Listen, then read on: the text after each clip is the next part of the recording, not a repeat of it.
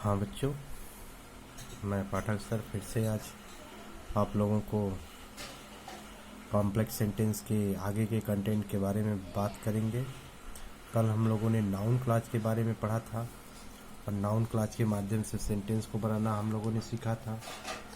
अब हम लोग देखते हैं कि एडजेक्टिव क्लॉज, एक बार फिर से रिमाइंड कर लेते हैं कल वाली चीज़ों को कि नाउन क्लॉज हम उस वाक्य को बनाते हैं जिससे किसी कथन या तथ्य का बोध होता है। अब हम एडजेक्टिव क्लॉज के बारे में बात करते हैं। क्लॉज, जैसा कि आप सभी लोग जानते हैं कि वाक्य का वह भाग जिसमें एक सब्जेक्ट और एक फाइनाइट वर्ब हो क्लॉज कहलाता है।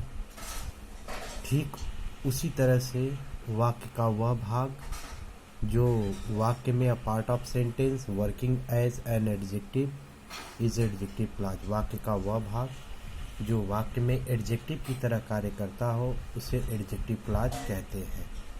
यानी एडजेक्टिव की तरह कार्य करता है। नाउन क्लॉज वाक्य में नाउन की तरह कार्य करता है और एडजेक्टिव क्लॉज एडजेक्टिव की तरह। तो सबसे पहले आप एडजेक्टिव के कार्य को समझ लीजिए कि एडजेक्टिव वह शब्द होता है जो वाक्य में किसी नाउन या प्रोनाउन की विशेषता को प्रकट करता है। अब एडजेक्टिव क्लॉज के बारे में बात करते हैं कि adjective clause is assisted with relative pronoun और रिलेटिव एडवर्ब। एडजेक्टिव क्लॉज जो होता है वह रिलेटिव प्रोनाउन या रिलेटिव एडवर्ब के माध्यम से बनाए जाते हैं। तो सबसे पहली चीज़ आप यह समझिए कि आप एडजेक्टिव क्लॉज बनाएंगे किसको। तो जिस तरह से आपने नाउन क्लॉज के बारे में पढ़ा कि नाउन क्लॉज आप उस वाक्य को बनाते हैं जिससे किसी कथन या तथ्य का बोध होता है, ठीक उसी तरह से एडजेक्टिव क्लॉज उस वाक्य को बनाते हैं जो किसी नाउन या प्रोनाउन के बारे में जानकारी देता है।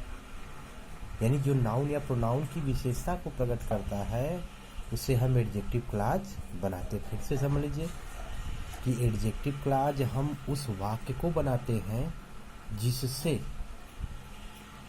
किसी नाउन या प्रोनाउन के बारे में जानकारी मिलती है। अर्थात adjective clause giving additional information about a noun और प्रोनाउन इन द सेंटेंस। वाक्य में आए हुए नाउन या प्रोनाउन के बारे में जो अतिरिक्त जानकारी जिस वाक्य से मिलती है उसे हम क्या करते हैं, एडजेक्टिव क्लॉज बनाते हैं। अभी मैंने कहा कि adjective clause is assisted with relative pronoun और रिलेटिव एडवर्ब। यानी रिलेटिव प्रोनाउन और रिलेटिव एडवर्ब के माध्यम से जो है वह हमेशा आपके एडजेक्टिव क्लॉज बनते हैं। अब सबसे पहली चीज़ रिलेटिव प्रोनाउन देख लीजिए कि रिलेटिव प्रोनाउन, रिलेटिव का मतलब होता है संबंध यानी रिलेशन। तो वह pronoun which shows the relation of with the other noun or pronoun in a sentence is relative pronoun। तो कहने का तात्पर्य यह है कि वाक्य में आया हुआ वह प्रोनाउन जो वाक्य में आए हुए किसी नाउन या प्रोनाउन से संबंध प्रकट करता है या संबंध प्रकट करने के लिए किया जाता है उसे रिलेटिव प्रोनाउन कहते हैं। रिलेटिव प्रोनाउन की संख्या जो है यहाँ पर मैंने लिखी हुई है 1 2 3 4 5 6 7, यानी 7 रिलेटिव प्रोनाउन हैं। उनके भिन्न भिन्न केसेस होते हैं। ठीक, यहाँ पर हमने जो है रिलेटिव प्रोनाउन का पूरा चार्ट बना दिया है। आप देख लीजिए, हु मतलब होता है कौन, लेकिन रिलेटिव प्रोनाउन में हु मतलब होगा जो। तो यहाँ पे देखिए हु का प्रयोग व्यक्ति के लिए, यानी व्यक्ति हो तो उसके लिए हु का प्रयोग करते हैं। हु का अर्थ होता है जो, और नॉमिनेटिव केस यानी वाक्य के सब्जेक्ट के लिए प्रयोग किया जाता है। अभी मैं एग्जाम्पल जब कराऊंगा तो आपको समझाते चलूंगा। आप पहले इतना समझिए कि रिलेटिव प्रोनाउन को पहले समझिए। हु मतलब जो, यह व्यक्ति के लिए। फिर हुम, यह भी व्यक्ति के लिए ही होता है, जिसका अर्थ होता है जिसे या जिसको, जिसे या जिसको, यह ऑब्जेक्टिव केस यानी हु का ही ऑब्जेक्टिव केस है। यानी हु सब्जेक्ट के स्थान पे होगा, हुम होगा तो ऑब्जेक्ट के स्थान पर होगा। हुज व्यक्ति या वस्तु दोनों के लिए होता है, इसका अर्थ होता है जिसका, जिसके। ठीक है ना। पजेसिव केस का मतलब संबंध यानी जिसका भाई, जिसके पिता, ठीक है ना, या जिसकी माता, या जो बुक, या जिसके बुक, तो यह जो है आपके पजेसिव केस में प्रयोग है।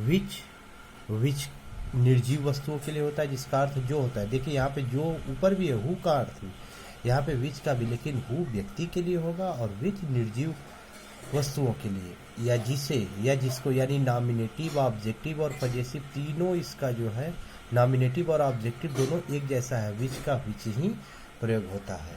यह नॉमिनेटिव और ऑब्जेक्टिव, देखिए यहाँ पे यन और ओ मैंने लिखा है, तो यह शॉर्ट फॉर्म में, यन मतलब नॉमिनेटिव, ओ मतलब ऑब्जेक्टिव, चाहे नॉमिनेटिव हो चाहे ऑब्जेक्टिव वस्तु, निर्जीव वस्तु हो, तो वहाँ पर विच का प्रयोग। फिर उसके बाद आपका देखिए दैट वस्तु के लिए प्रयोग होता है। ऑल आया हो, फिर उसके बाद भाववाचक संज्ञा हो, ठीक है ना, सुपरलेटिव एडजेक्टिव हो, तो यहाँ पर जो है दैट का प्रयोग होगा। दैट का अर्थ जो या जिसे, जिसने या जिसका, या नॉमिनेटिव और ऑब्जेक्टिव दोनों केस में यूज होता है। आप पहले इसको समझ लीजिए, उसके बाद आपको एडजेक्टिव क्लास के बारे में। एज का प्रयोग जो है सच या सेम के साथ होता है, जो या जिसे, ठीक है, या जिसने। फिर बट का प्रयोग होता है नन आया हो, या नोबडी आया हो, या नो पर्सन आया हो, जिसका अर्थ होता है जो नहीं या जिसने नहीं। एक चीज ध्यान रखिएगा कि यानी रिलेटिव प्रोनाउन से ठीक पहले, यानी हु से ठीक पहले जो है इसका एंटीसीडेंट आता है। एंटीसीडेंट ANTECEDENT, एंटीसीडेंट मतलब होता है पूर्ववर्ती। पूर्ववर्ती क्या, जैसे हु है तो हु से ठीक पहले पूर्ववर्ती क्या होगा, व्यक्ति। हुम है तो हुम से ठीक पहले व्यक्ति। हुज है तो ठीक उससे पहले व्यक्ति या वस्तु, ठीक है ना। विच है तो निर्जीव वस्तु, यानी यह जो है यह इसके एंटीसीडेंट है, ठीक है ना। एंटीसीडेंट का मतलब पूर्ववर्ती, यानी यह शब्द आएगा तभी आपका होगा, क्योंकि यह नाउन होगा तब यह रिलेटिव प्रोनाउन, ठीक है ना। तो रिलेटिव प्रोनाउन से ठीक पहले जितने भी हैं, या रिलेटिव एडवर्ब उससे ठीक पहले, यानी ठीक पहले उसका क्या आता है, एंटीसीडेंट आते हैं, ठीक। यह रहे आपके रिलेटिव प्रोनाउन। तो आप एक बार फिर से पढ़ लीजिए। एडजेक्टिव क्लॉज आप उस वाक्य को बनाते हैं जो किसी नाउन या प्रोनाउन के बारे में अतिरिक्त जानकारी देता है। देखिए, adjective clause is formed only the sentence. Adjective clause उसी वाक्य को बनाया जाता है which describes about a noun और प्रोनाउन, जो किसी नाउन या प्रोनाउन के बारे में बताता है। यानी एडजेक्टिव क्लॉज आप उसी वाक्य को बनाओगे जो किसी नाउन या प्रोनाउन के बारे में विशेषता प्रकट करता है। अब आगे देखते हैं हम लोग। अब एग्जाम्पल, यहाँ पर रिलेटिव प्रोनाउन मैंने लिखा है। अब ये ध्यान रख के चलिएगा कि रिलेटिव प्रोनाउन का प्रयोग एंटीसीडेंट के साथ करना चाहिए, अर्थात जहाँ तक हो सके उसे एंटीसीडेंट के पहले ही, एंटीसीडेंट के बाद ही लिखना चाहिए। अब देखिए यहाँ पर, अब हम शुरू करें एग्जाम्पल के बारे में। This is the man he sells caps. अब सबसे पहले देख लीजिए दोनों वाक्य का। दिस इज द मैन, यही व्यक्ति है। ही सेल्स कैप्स, ये टोपी बेचता है। सबसे पहले बात किसके बारे में बात हो रही है, मैन के बारे में बात हो रही है, हो गया ना। नाउन या प्रोनाउन के बारे में बात हो रही है। उसके बारे में अतिरिक्त इन्फॉर्मेशन क्या मिल रहा है, सूचना क्या मिल रही है कि ही सेल्स कैप्स, वह टोपियाँ बेचता है।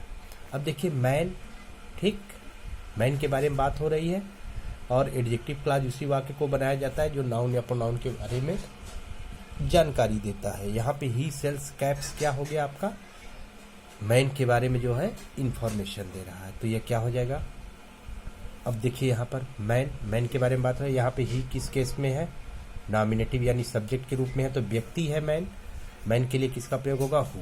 तो क्या हो जाएगा, दिस इज द मैन। अब हु यानी ही की जगह पे क्या हो गया, हु सेल्स कैप्स, यथावत रहेगा। अब देख लीजिए, मिला लीजिए। हु का प्रयोग व्यक्ति के लिए होता है और ठीक उससे पहले क्या आया है, मैन है क्या, आपका व्यक्ति, ठीक है ना। व्यक्ति का मतलब मैन हो सकता है, नाम हो सकता है किसी का, कोई वुमेन हो सकती है, ठीक है ना। अब हु नॉमिनेटिव केस, अब यहाँ पे देख लीजिए ही किस केस में है, ही मतलब मैन, मैन किस केस में है इस वाक्य में, मैन जो है इस वाक्य में नॉमिनेटिव केस में है, तो यहाँ पर हु का प्रयोग हुआ, ठीक है ना। तो this is the man who sells caps. अब देख लीजिए अब प्रूफ कैसे करेंगे कि हु से ठीक पहले उसका एंटीसीडेंट आया है और नॉमिनेटिव केस, ठीक। अब दूसरा देखते हैं, आई नो द बॉय, मैं उस लड़के को जानता हूँ। I gave him my book yesterday, मैंने कल उसे पुस्तक दिया था। किसके बारे में बात हो रही है? आई नो द बॉय, यानी बॉय के बारे में, ठीक। अब उस बॉय, उस लड़के के बारे में सूचना क्या मिल रही है? किस वाक्य से सूचना मिल रही है? I gave him my book yesterday, इस वाक्य से सूचना मिल। अब देखो ये, अब जिस लड़के के बारे में बात हो रही है वो उस वाक्य की किस जगह पर है? हिम किस जगह पे है? Objective case. अब बॉय क्या है? व्यक्ति, व्यक्ति के लिए किसका प्रयोग किया जाता है?